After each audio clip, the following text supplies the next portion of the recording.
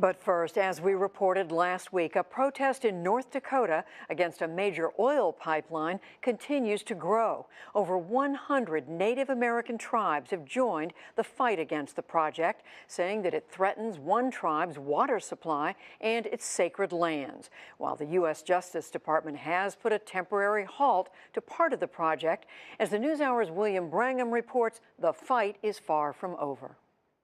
After months of protest, it was a moment to celebrate. And today we are victorious again.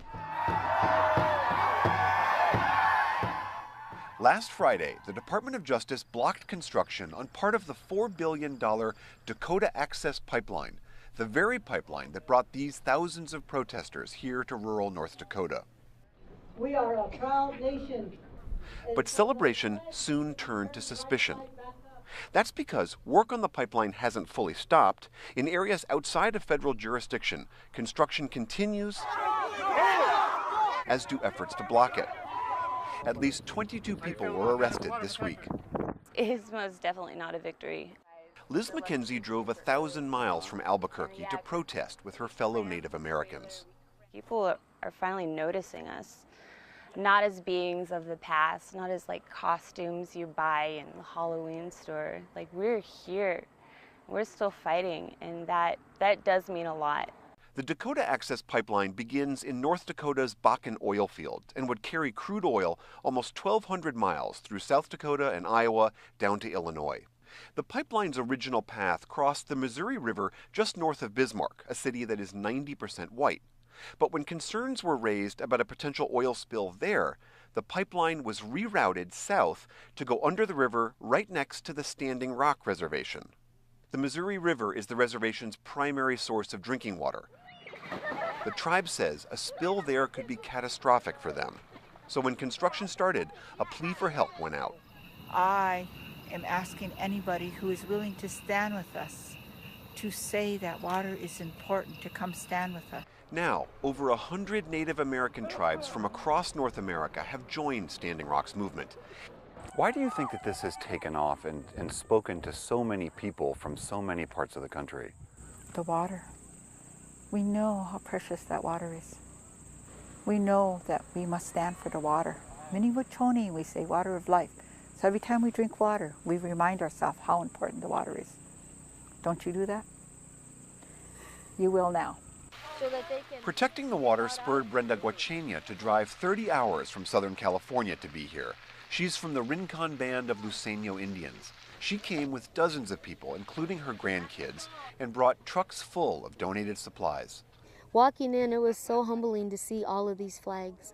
All of the people, the Native people, and all the reservations that showed up here to show Standing Rock. We're here to support you, and we're not going to let people do this to us anymore. Guy Jones was born in Standing Rock. He says the tribes are tired of being ignored. They didn't want it in Bismarck, but it was, oh, it's okay if the Indians, you can go down and run it through the reservation where all those Indians live. Who cares about the Indians? And that's one of the things is that, kind of incensed people. The company that's building the pipeline, Energy Transfer Partners, says it's followed all the rules, and it points out the pipeline isn't even on reservation land. Plus, it argues that moving oil via modern pipelines is a far safer way than putting it on trucks or trains, which statistics show are far more likely to crash and spill. It also says the pipeline will generate revenue and jobs for North Dakota. We asked the company several times to talk with us on camera. They didn't make anyone available. We did speak with Ron Ness, president of the North Dakota Petroleum Council, the trade association that includes Energy Transfer Partners. Pipelines are the most safe, most efficient, safest, and cost-effective way to move oil to market, and their products get there virtually 100% of the time without issue. That said, the 2.5 million miles of oil and gas pipelines across the U.S. do sometimes leak and rupture, and when they do, they often spill far more oil than a single train car carries. Since 1995, there's been more than 2,000 significant accidents on oil and gas pipelines, causing about $3 billion in property damage. For example, in July 2010, at least 800,000 gallons of crude oil spilled into the Kalamazoo River near Marshall, Michigan. It was one of the largest inland oil spills in U.S. history and the costliest. Almost 5,000 acres of wetland habitat was inundated with oil. Hundreds of animals were killed. Thousands more were recovered, cleaned, and released. Full recovery could take decades.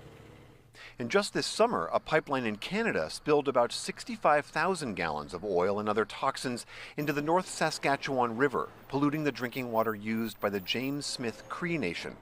The Petroleum Council says those kinds of spills near the Standing Rock Reservation are very unlikely. This pipe is 90 feet below the riverbed. It's not going to leak right into the river. It's got the detection equipment and the shutoff valves on each side of this pipeline. But LaDonna Allard doesn't believe the industry's assurances. She says 500,000 gallons of oil coursing every day under their drinking water is not safe. When that oil spills, who's going to come save us? We're Indian people. We're expendable. Who is going to come? Who is going to come and give us water? The tribe's other concern is that even though the pipeline is just off their reservation, it still runs right through areas they say are sacred ancestral grounds. 10 days ago, the tribe submitted evidence of newly discovered artifacts and burial sites, asking a state court for an emergency injunction.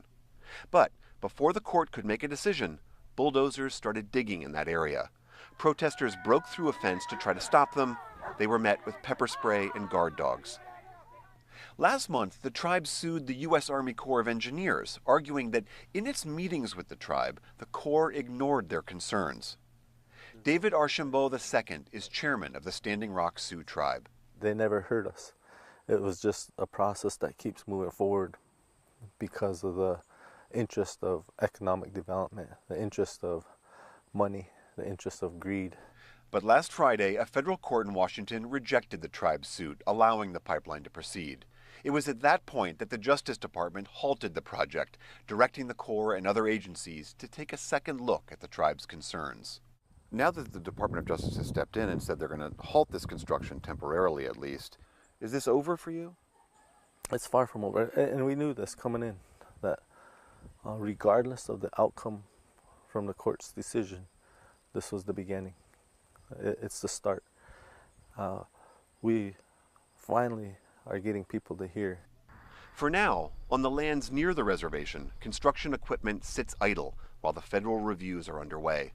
Despite this delay, work on the pipeline continues elsewhere in North Dakota.